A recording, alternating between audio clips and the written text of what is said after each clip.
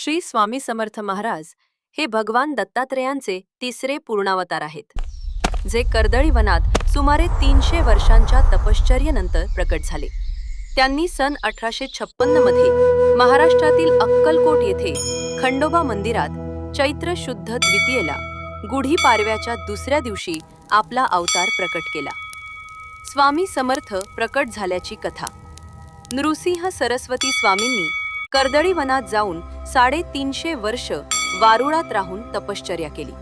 एका लाकूड तोड्याने लाकडे तोडताना वारुळावर घाव घातला आणि स्वामी समर्थ प्रकट झाले.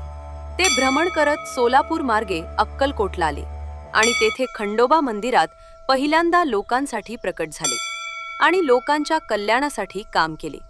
त्यांची एकच वाणी, भिवू नकोस, मी तुझ्या पाठीशी आहे. आजच्या दिवशी स्वामींचं स्मरण करा. स्वामींचा आशीर्वाद मिळवण्यासाठी कमेंट करा. जय श्री स्वामी समर्थ.